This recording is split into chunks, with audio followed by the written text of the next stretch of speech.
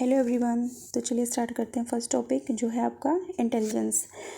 यहाँ से बहुत सारे क्वेश्चंस बनते हैं जो हमारे किसी भी टेट के लिए इम्पोर्टेंट हैं। तो चलिए स्टार्ट करते हैं। फर्स्ट पॉइंट है कि सबसे पहले बुद्धि के ऊपर किसने फोकस किया, इंटेलिजेंस के बारे में किसने बताया।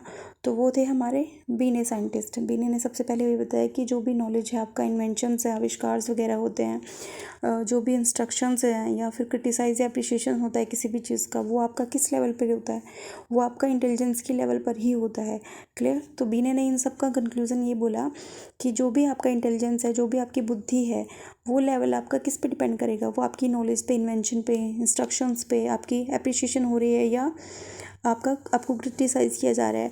देखो, हर चीज़ का पहलू होता है, एक पॉजिटिव होता है, एक नेगेटिव होता है। तो हर जो हम सोच का लेवल है जो हमारा, वही हमारा क्या है, बुद्धि है, इंटेलिजेंस है। क्लियर। तो सबसे पहले वर्क किया था बीने ने। सेकंड आए थे हमारे वुडवर्थ ने बोला, अगर हम देखो पास्ट में हमने कोई चीज़ पे वर्क किया है या कोई चीज़ हमने देखी है, किसी से हम मिले हैं और एकदम से वो हमारे सामने आ जाता है, तो हम उसे पहचान लेते हैं।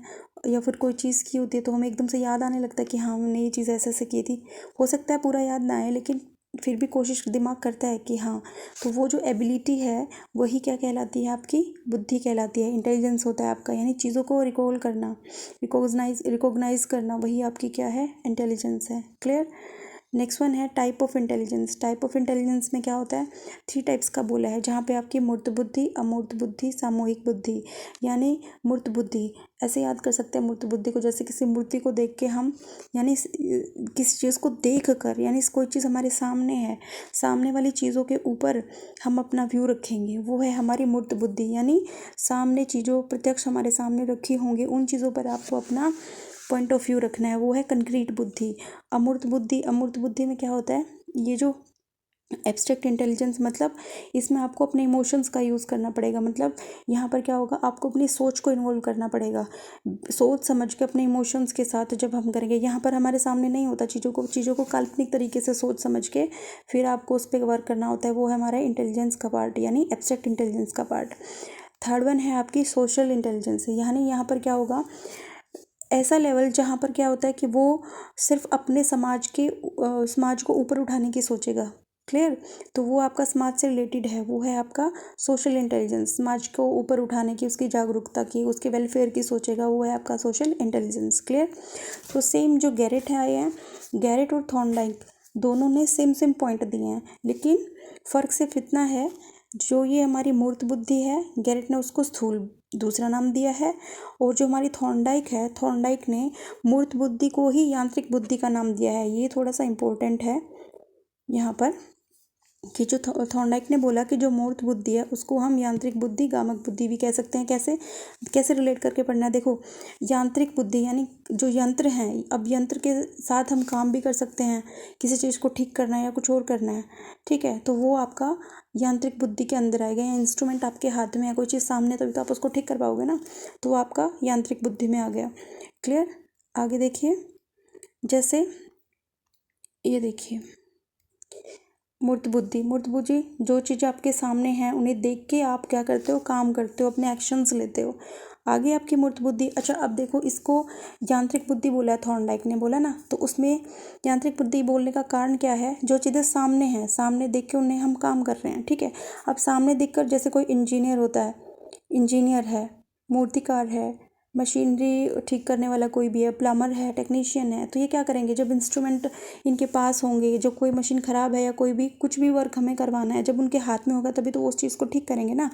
तो कोई चीज़ सामने है, जो वो चीज़ सामने है तभी उस पर वर्क हुआ है, तो आपकी मूर्त बुद्धि यानी यांत्रिक। क्लियर। नेक्स्ट वन है आपकी अमूर्त बुद्धि।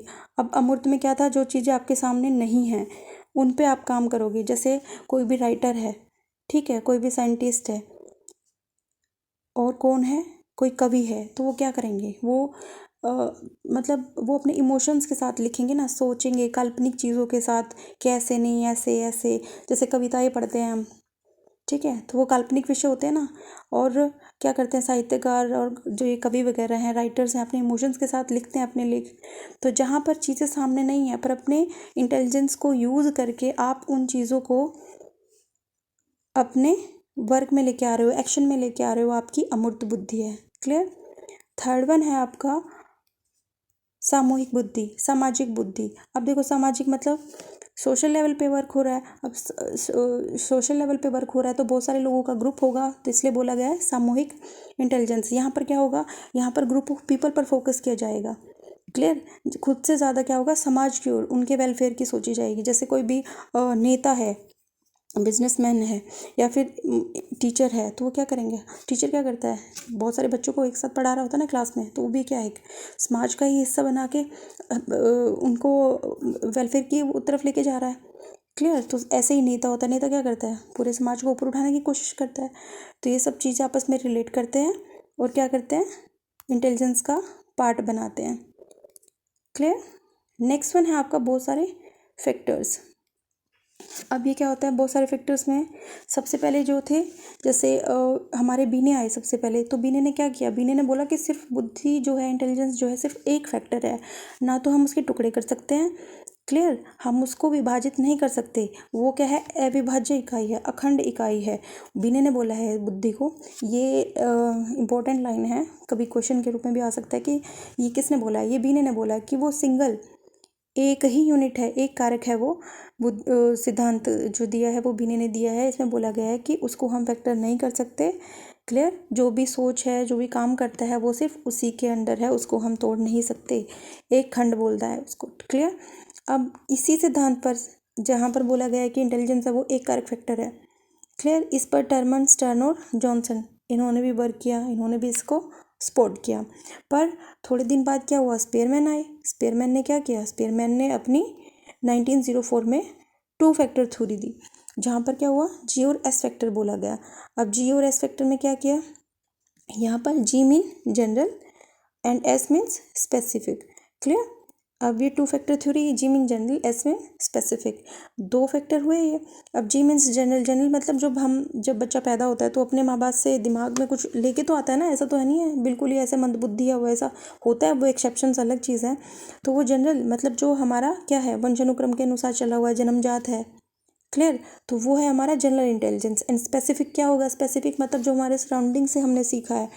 अगर हम बहुत अच्छे एरिया में रह रहे हैं तो वहाँ से क्या होगा, हम अपने आप को इम्प्रूव करने की कोशिश करेंगे, अपनी पर्सनैलिटी, अपना कुछ सारी चीज़ें जो हैं अपनी सराउंडिंग के अकॉर्डिंग अपने आप को एडजस्ट करेंगे। तो आपकी क्या आ गया, वो अपने एनवायरनमेंट से एक्वायर किया है। क्लियर। वो आ गया आपका स्पेसिफिक इंटेलिजेंस, विशिष्ट बुद्धि, यानी आपने अपने एक्सपीरियंस से जहाँ आप रहे हो, क्लियर, अपने सराउंडिंग से लिया है, वो आपका स्पेसिफिक इंटेलिजेंस। क्लियर।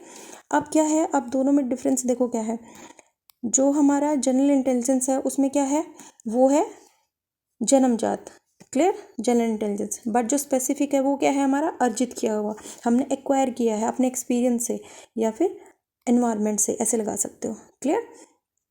नेक्स्ट है हमारा, नेक्स्ट फैक्टर है थर्ड फैक्टर, तरल एवं ठोस बुद्धि का सिद्धांत। ये दिया है केटल ने। इसके लिए छोटी सी ट्रिक है, जैसे केटल के अंदर हम इलेक्ट्रिक केटल्स होती हैं, उनके अंदर हम गर्म कर सकते हैं ना, या तो सॉलिड में कुछ भी लगा लो, और तरल में पानी वानी या चाय वगैरह बनानी होती है तो केटल में करते हैं ना। तो इस वजह से याद कर लो कि तरल और सॉलिड इंटेलिजेंस का जो सिद्धांत है वो किसने दिया, वो केटल ने दिया है। अब तरल का मतलब क्या है, तरल वंशानुक्रम और ठोस को वातावरण, इससे रिलेट बताया हुआ है। ये क्वेश्चन इंपॉर्टेंट है।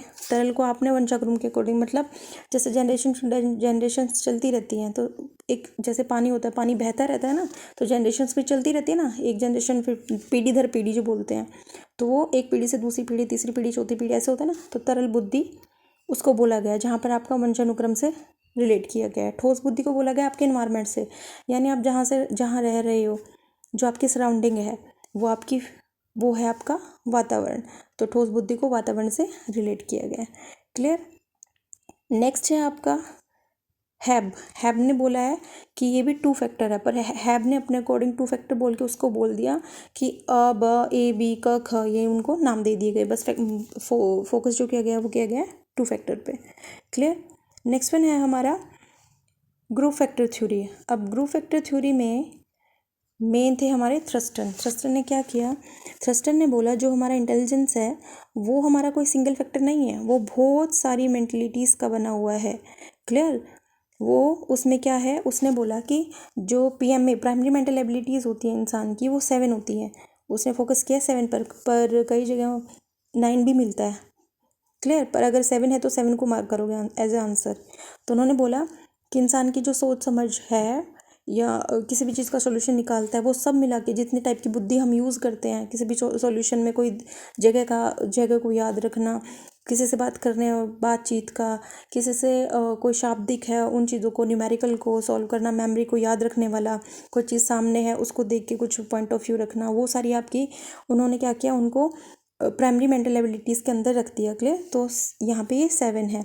जैसे ये दिया हुआ है, फर्स्ट है स्मृति, सेकंड है आपकी रीजनिंग तार्किक, थर्ड है आपकी न्यूमेरिकल एबिलिटी या मैथमेटिकल एबिलिटी जो आंकिक गण से रिलेट करता है। फोर्थ है आपका परसेप्चुअल, यानी आपके जो सामने चीज़ें हैं उनके अकॉर्डिंग आप कैसे रिएक्ट करते हो।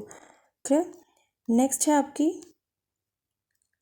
नेक्स्ट वाली है स्थानीकरण, यानी जगहों से रिलेटेड, यानी कोई जगह है उससे रिलेटेड, या कोई वर्ल्ड मैप देखते हैं हम या फिर इंडिया में मैप देखते हैं, किसी भी जगह से रिलेटेड या कोई भी जानकारी है वो आप कितना याद रखते हो, आपकी कितनी एबिलिटी है उससे रिलेटेड चीज़ों को अपने दिमाग में बैठाने की। नेक्स्ट वाक्य है, नेक्स्ट वर्बल है। तो ये सारी चीज़ें क्या हैं आपकी, किस में आती हैं, मेंटल एबिलिटीज़ में।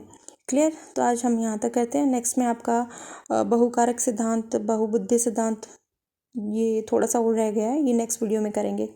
क्लियर।